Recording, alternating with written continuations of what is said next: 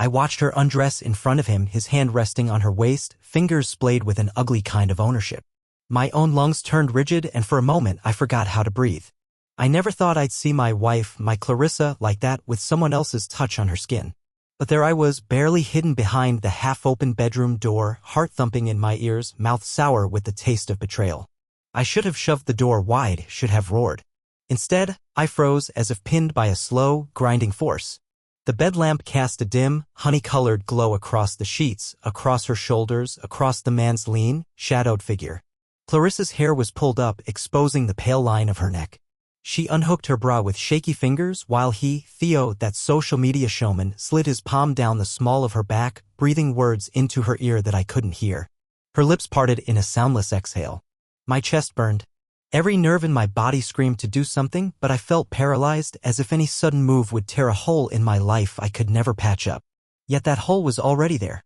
The illusions I'd clung to were in shreds. I remembered how earlier that day I had tried a weird little test. I brought Clarissa her favorite cream pastry even though I knew she actually hated sweets.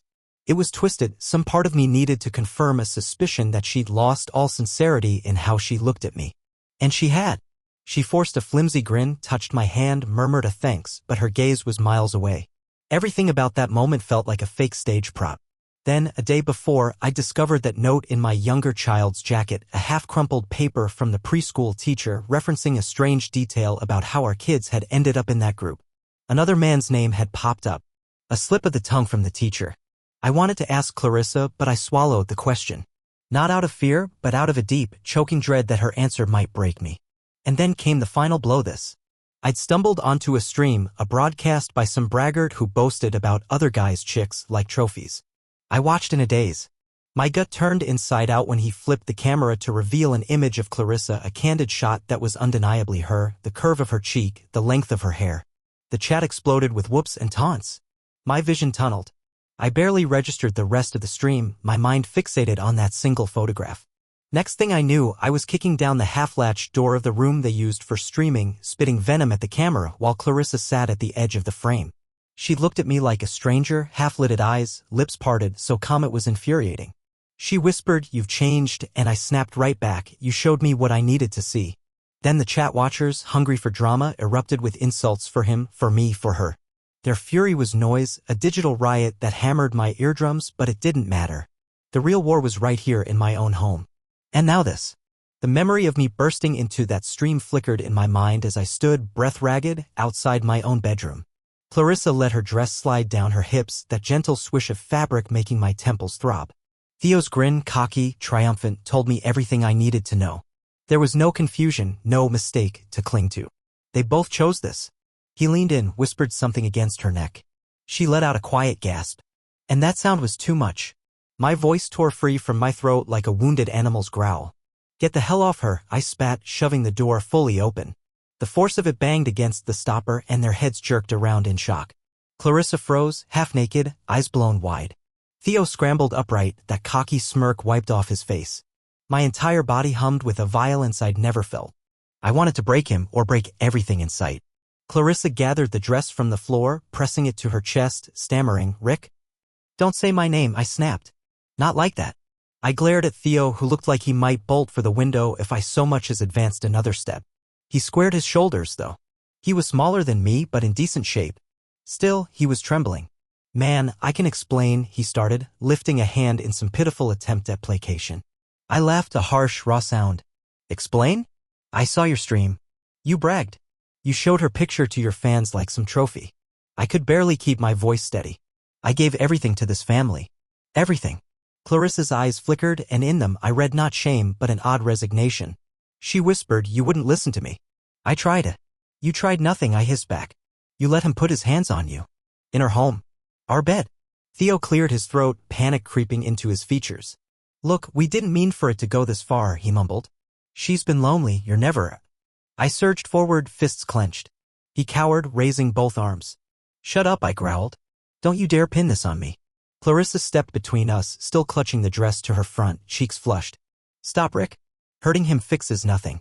My eyes snapped to her. "Oh, and how is that my problem? I'm the one who's gotta fix the wreckage you two created?" My voice was shaking, just like my hands. I had to dig my fingernails into my palm to keep from swinging a punch at Theo's jaw. She took a shallow breath. I'm sorry. Her apology was a husk with no weight behind it. Theo, pinned behind her, pressed his lips tight.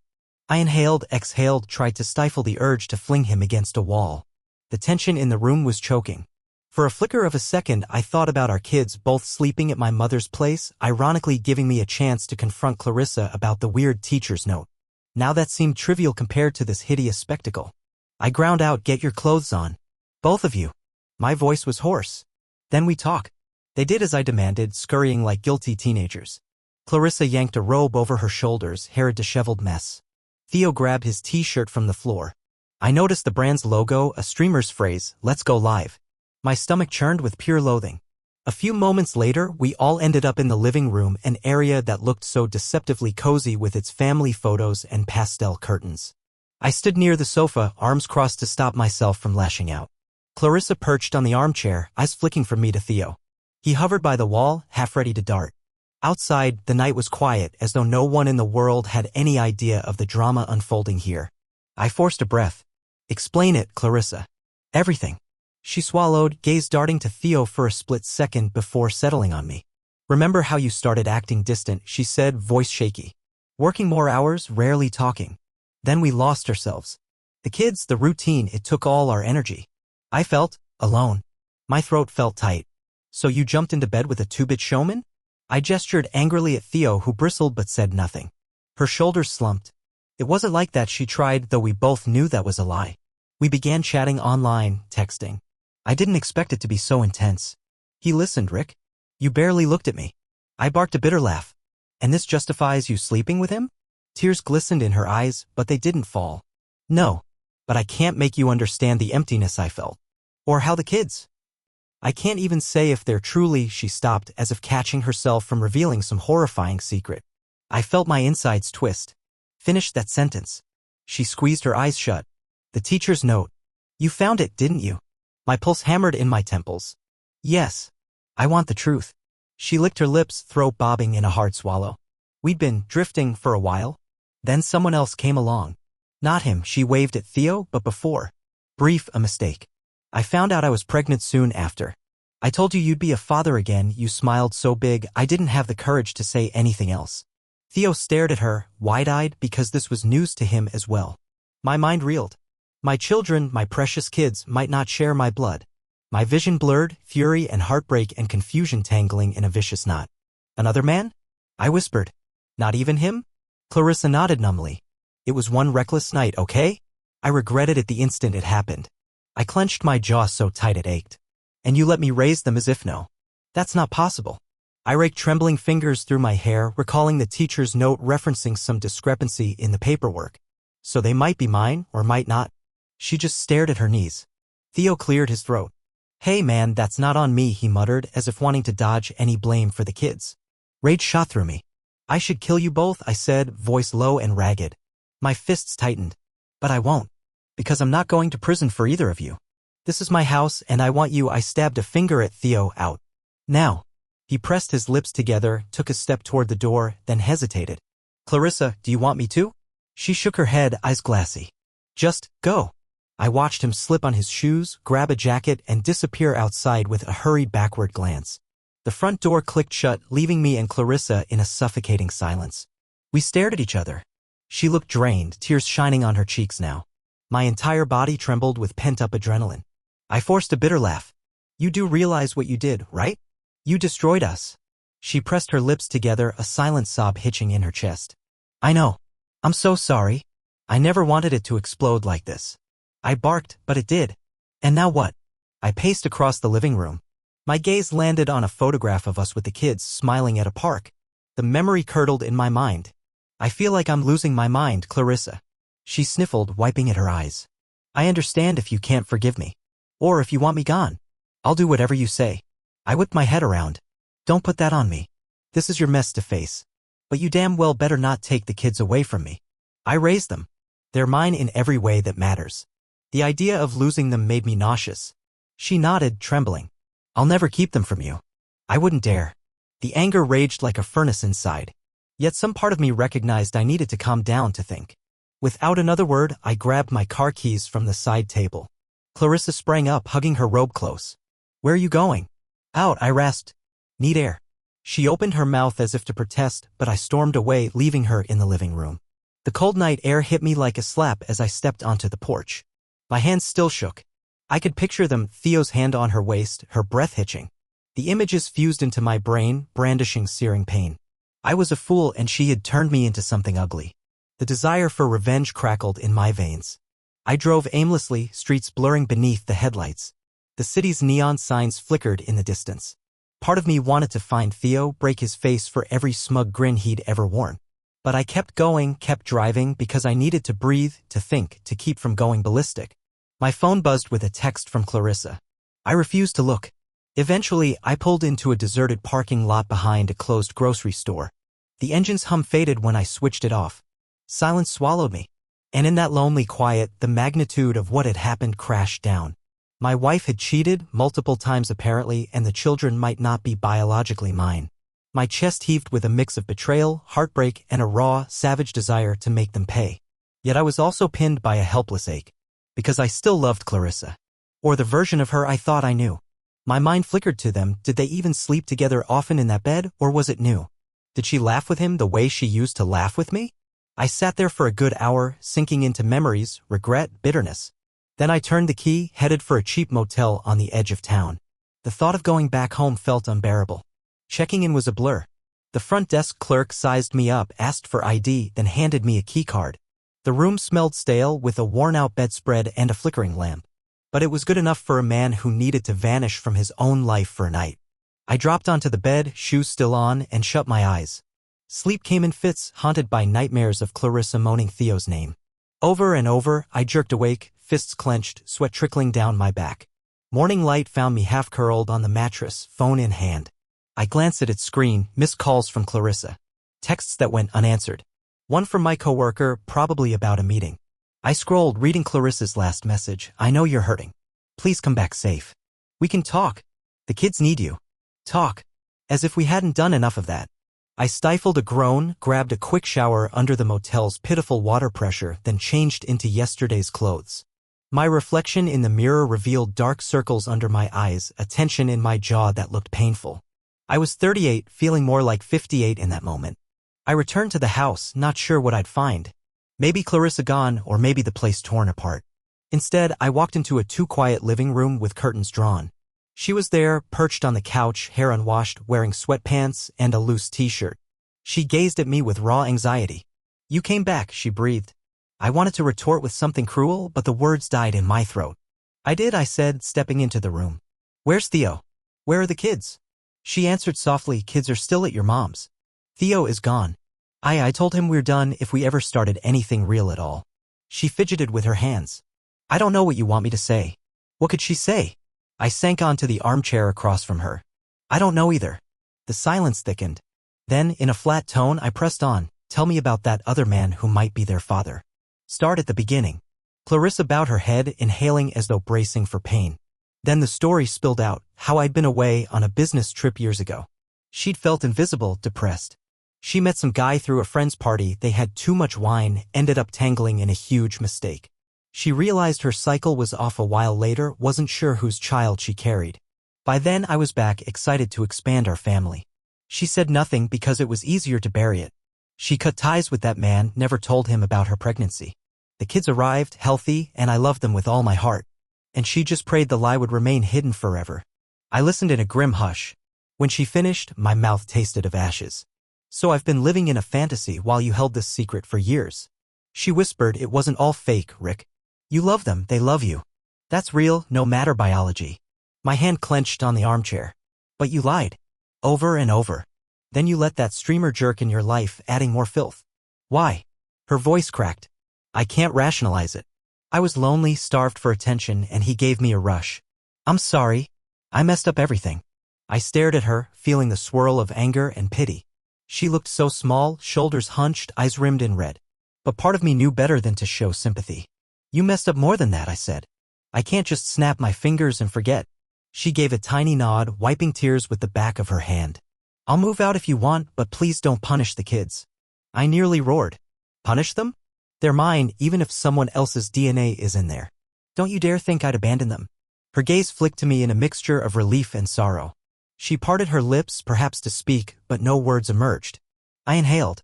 I need to figure out how to handle this. You don't get to decide alone. Meanwhile, I've got some personal things to settle. Where's Theo's address? She blinked. Why? Because I have a few questions for him. My voice was an edge of steel.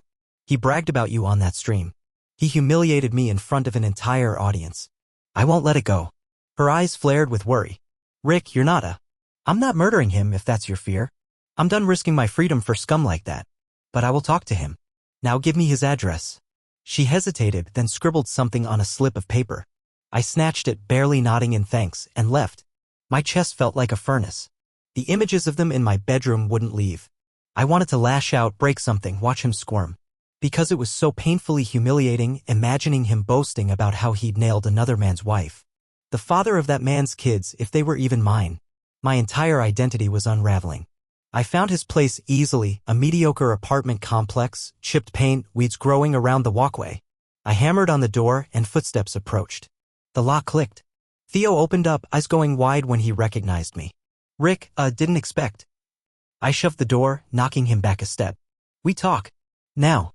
He raised both hands. Hey man, I don't want trouble. My glare said otherwise. Too late. You plastered her image on your stream. You bragged about your conquests. Where do you get off, humiliating me like that? He stammered, I was drunk or just showing off.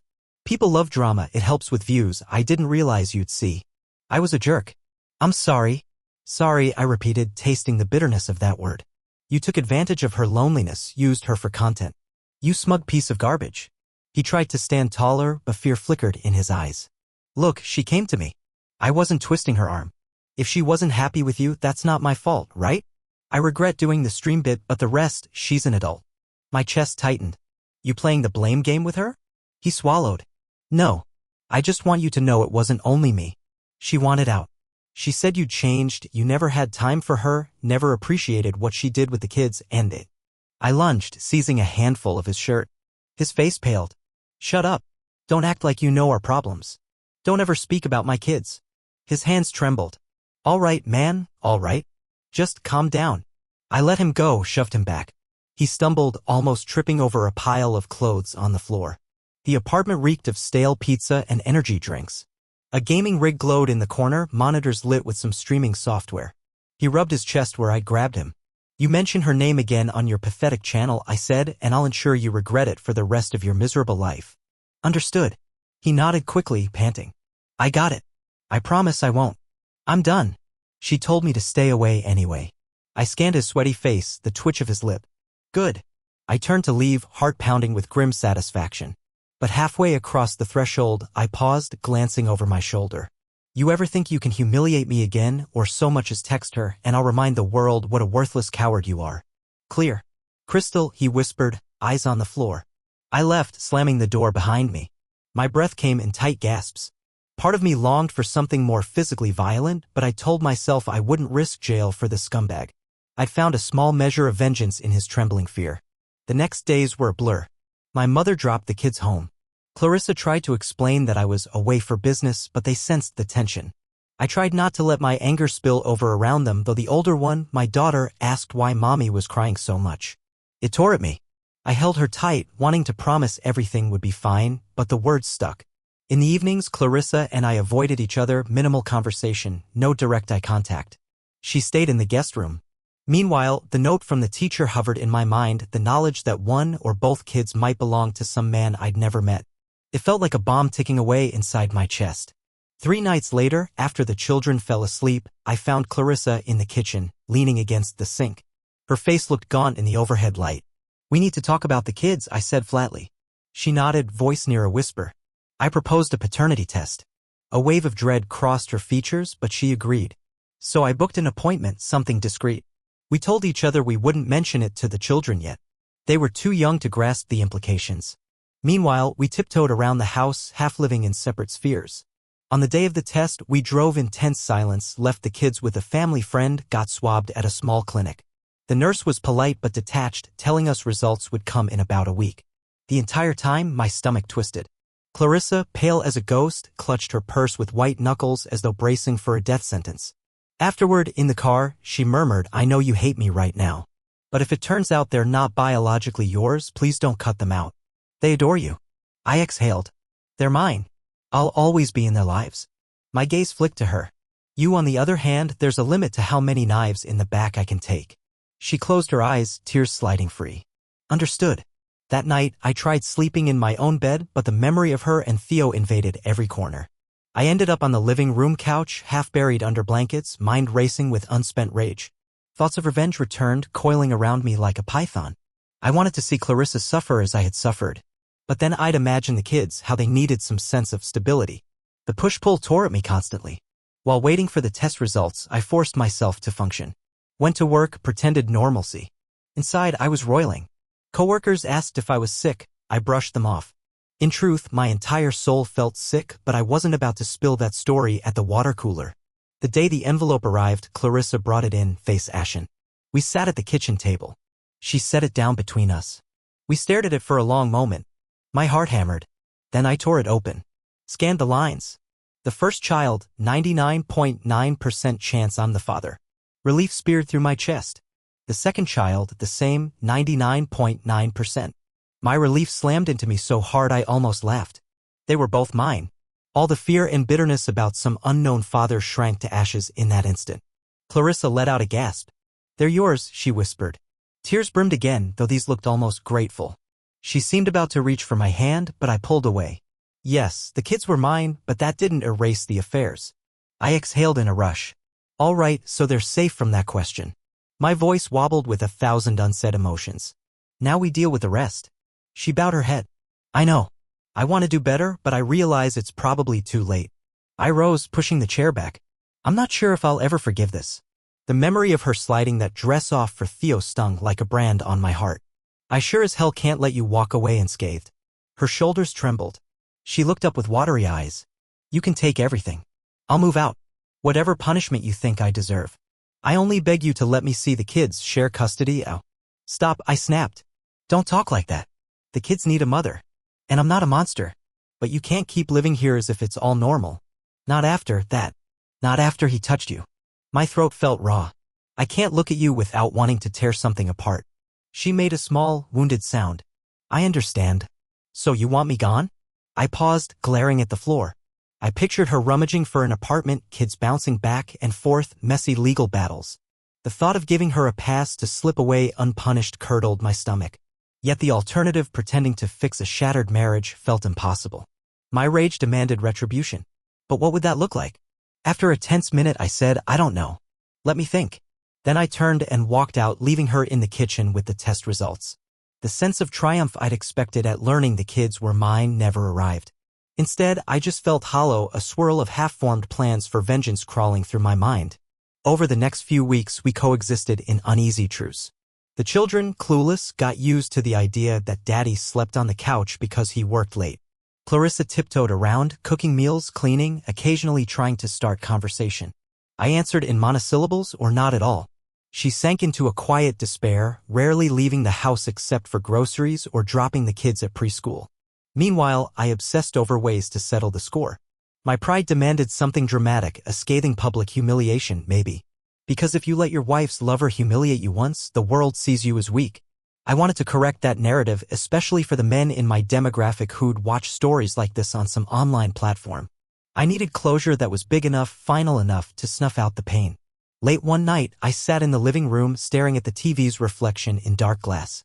Clarissa had gone to bed. The kids were asleep. My phone glowed on the coffee table. I found myself searching Theo's stream account. A new broadcast was scheduled soon, some nonsense about living large in the city. I frowned. The man was unstoppable, apparently. So he'd just prance around, building his brand, and nobody would know what a snake he was? An idea formed, savage and cold. I could ruin him. If I somehow forced him to reveal his wrongdoing, or if I hijacked his stream, turned his audience against him. Let them see how he preyed on a married woman, flaunted it. Let them tear him to pieces in the chat. That would be a start. Yet my chest still burned for more direct confrontation. Maybe I needed to use a bigger stage, a place he couldn't hide. I spent the next few days quietly investigating. Found out from a mutual acquaintance that Theo had a major live event coming up, some small influencer convention. He planned to appear, host a panel, sign merch for fans. My lips curled in a grim smile. Perfect. On the day of the event, I lied to Clarissa about going to a friend's place. She hardly asked questions anymore, too worn out to push. I left the kids with my mom, then drove to the convention center, a modest building with banners, sponsor booths, bright overhead lights. I paid the entry fee, slipped inside. My heartbeat drummed with anticipation. Streams of fans roamed the corridors, many wearing t-shirts with various content creators' logos. In one large room, chairs were arranged before a stage. Theo's face was on a promotional poster promising a Q&A about building your brand. I found a seat near the front, ball cap pulled low. After some filler talk from the organizer, Theo strolled on stage to modest applause. He wore jeans, a flashy jacket, that same smug grin. He started speaking about his success, how he'd collabed with popular channels, soared in popularity, blah blah. The memory of him bragging about Clarissa flared in my mind. My fists tightened on my knees. I waited, breathing slow, until they opened the floor to questions. I stood, heart pounding, and found the microphone set up in the aisle. Theo recognized me instantly, face blanching. The crowd murmured, uncertain what was happening. In a measured tone that shook only a little, I said, "Hey, got a question for you. Did you ever brag on your stream about sleeping with a married woman? Post her picture for everyone to see." A hush fell. Theo's eyes darted from me to the panel host, then back. "Excuse me," he said, trying to force a laugh. The audience shifted, sensing drama. I pressed on, voice rising. "You heard me. You told your viewers you were hooking up with someone else's chick. Showed them photos of my wife. Did that boost your subscriber count?" Gasps scattered across the room. People craned their necks, phones whipped out to record. Theo's cheeks flamed. He stammered, "It was a stupid, private joke, man." "Private? You streamed it publicly to hundreds, maybe thousands." My tone sharpened with fury I no longer cared to hide. "Let them see your real face." He tried to wave it off. "Look, buddy," I apologized. "Let's not do this here." I barked a bitter laugh. "Why not? You had no issue humiliating me, humiliating my wife, for internet clout. So let your fans witness the truth.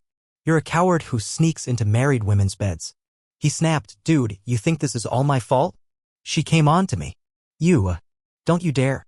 My voice thundered through the small auditorium. Security guards were edging closer, uncertain.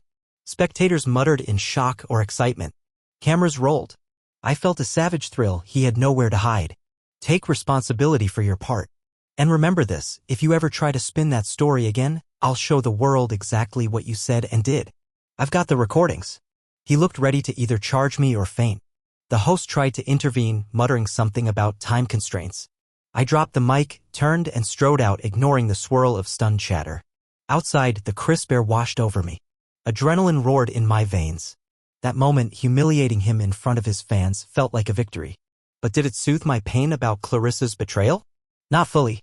Yet I felt a measure of justice, a public blow to his pride that mirrored the blow he'd dealt me. When I finally got home, Clarissa sat in the living room, shoulders tense. She asked quietly where I'd been. I told her, in blunt detail, how I crashed Theo's event. Her eyes widened with fear. "Rick, oh my God. He can't retaliate, can he?" I shrugged. "He can try. He'll regret it. Let's see how many sponsors want to work with a streamer who humiliates married women for clicks." She said nothing for a moment, then let out a shaky exhale. "You really wanted to ruin him." I sank onto the couch, the same couch I'd been sleeping on. "He ruined me first, or tried to." "My turn." I paused, glancing at her. "What about you, Clarissa? If you want out, maybe it's time to go. I can't keep living like this." She looked away, tears brimming. "I'll do what you say. If you want me to leave, I will. But I'm still hoping maybe one day you can forgive me enough to stay in the kids' lives together." Her voice was a trembling hush. "I love them.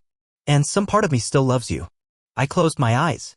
The old ache flared, reminding me of the nights we'd laughed in this room, or how I'd see her in that pink robe, hair messy, leaning on my shoulder. But that was before she let a stranger's hands wander her body. "I can't forget the image of you undressing for him," I said, voice hollow. "Might take a lifetime to bury that." Tears slipped down her cheeks. "I know." Weeks passed. The tension never fully eased, but with time, the raw fury shifted into a dull acceptance. I filed for separation, though we kept it informal for the sake of the kids. She agreed to remain in the house for now, living like a roommate while we sorted financial details. The kids deserved stability while we worked out how to handle the future. And despite everything, I wanted them to have their mother close. Late at night, I'd watch them sleep, hearts beating in sync with mine. They were truly my own. She tried to atone in small ways, preparing my coffee exactly how I liked, quietly doing extra errands, giving me space. She never asked for affection. Now and then, I caught her looking at me with yearning, as if wishing I'd say, "I forgive you." But I couldn't, not yet. I carried the memory of that night in a locked vault inside me. One evening, I was at the local diner, trying to clear my head. My phone lit up with an unknown number. I answered only to hear Theo's voice, subdued, asking me to meet up. My gut clenched. Against my better judgment, I said yes, but in a public place. We met in a corner booth of that same diner. He looked ragged, hair messy, eyes shadowed. He said quietly, "Your stunt at the convention, it worked." Sponsors dropped me. My channel took a hit. Hate messages poured in. My subscriber count is half what it was. I sipped my coffee, calm. "Good. You had that coming." He nodded, tapping anxious fingers on the table. "I guess I wanted to say, you got your revenge. I deserve it. But I'm leaving town soon. Thought you should know. There's nothing left for me here." I shrugged. "Fine by me. Just stay away from Clarissa." He gave a bitter smile. "She blocked me. I have no illusions. You can go ahead and celebrate. You won." I studied him, once so smug, now hollowed out. A pang of twisted satisfaction mingled with a quiet sense of closure. "It was never about winning," I said. "It was about making sure you understood there's a price." He swallowed. "Yeah. Message received." He slid out of the booth and left without another word, shoulders slumped. I watched him walk out into the neon-lit darkness, a man who had lost the shiny stage he craved. Driving home, I felt a complex swirl of triumph and emptiness. I'd gotten my revenge, but my marriage was still a jagged wound. Clarissa and I coexisted in a house that reeked of betrayal. The path ahead remained uncertain, but at least I'd brought that arrogant jerk to his knees. A few nights later, Clarissa approached me after the kids were asleep. I was sitting in the backyard, stars overhead, a half-finished beer in my hand. She stepped out quietly, arms folded against the cool air. I glanced at her, raising an eyebrow. "Yeah?" She hesitated, then eased into a lawn chair beside me. "I just want to say I appreciate that you're still here. Even after everything." I took a swig of the beer. "I'm here because of the kids." She gave a trembling nod. "I know." Silence stretched. Then she spoke again, voice cracking. "I know I have no right to ask, but if there's ever a chance to rebuild, maybe with therapy, with time, I'd give anything to try. Because I can't picture my life without you or the children all under one roof." I stared at the sky, a swirl of half-formed emotions filling my chest. "Do I trust you not to do it again?" She closed her eyes, tears slipping free. "I can't blame you if the answer is no. But I swear, I'm done chasing empty thrills. It was a mistake. I see that now." I let the silence speak for a while. Then I murmured, "You lied about the kids, about your affair. Then you started up with that clown. It's not a small thing to forgive. I need time. And if I can't get there, we'll finalize the separation. Understand?" She nodded, tears on her cheeks. "Yes. I understand." I exhaled, mind flicking through old memories of us dancing at our wedding reception, her in a simple white dress. The flicker of her smile back then made me feel I could conquer anything. Where did that version of us go? Maybe it died under the weight of neglected intimacy, regrets, or each other's flaws. We were older now, battered by mistakes. Part of me wanted to let go and walk away for good, but the kids anchored me here, and so did a lingering spark of hope that maybe, if I hammered away at the rubble, I could find a piece of the love that once existed. She whispered, "Thank you for letting me try at least." I didn't reply. We just sat there, side by side under the silent stars. Eventually, we drifted inside. I resumed my usual post on the couch. She went upstairs. But the next morning, she placed a mug of coffee by my side, gave my shoulder a gentle squeeze, then said, "I'm sorry, Rick." Her voice trembled with sincerity. I didn't respond, but I didn't shrug off her hand either. The kids came bounding in, full of energy, demanding cartoons. Life marched on in messy rhythms, and I followed, unsure if my heart could ever fully mend. In the weeks that followed, I witnessed Theo's online presence dwindling to near nothing. Comments from former fans turned hostile. He reaped the consequences of humiliating a married woman in front of that hungry audience.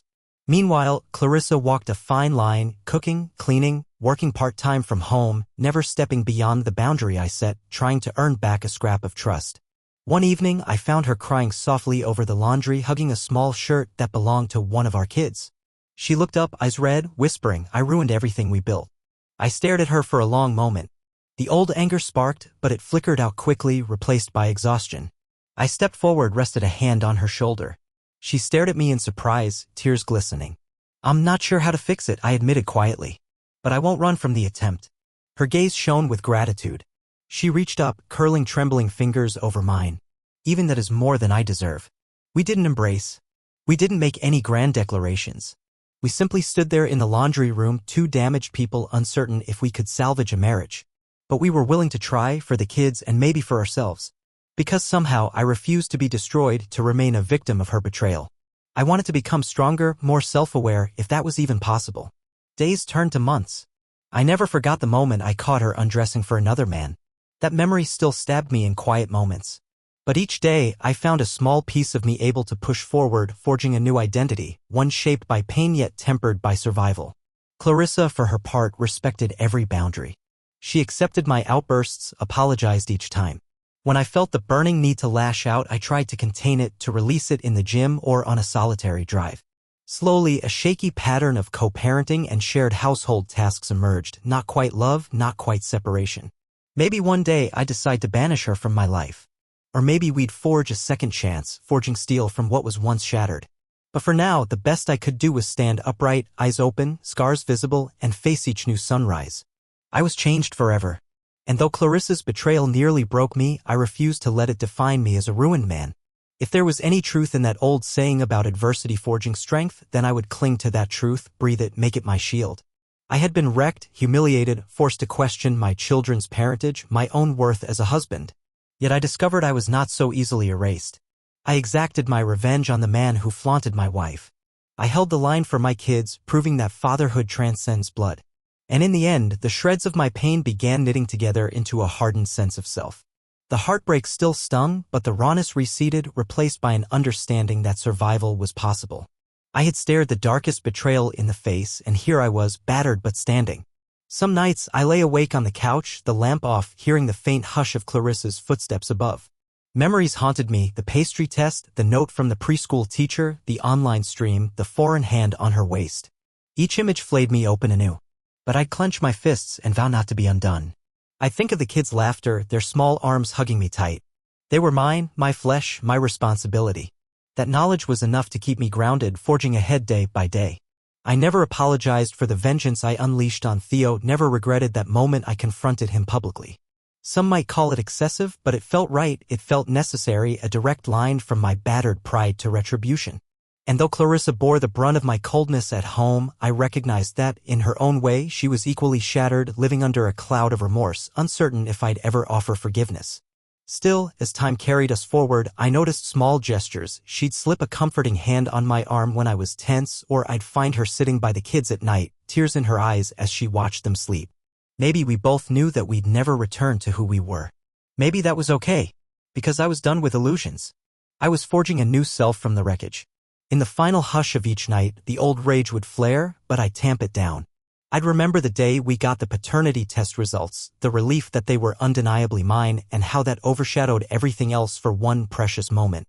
I'd hold on to that, the truth that no matter what else she did, no matter how she betrayed me, I was a father to those kids and no one could strip that from me. That knowledge was power, an anchor in the storm.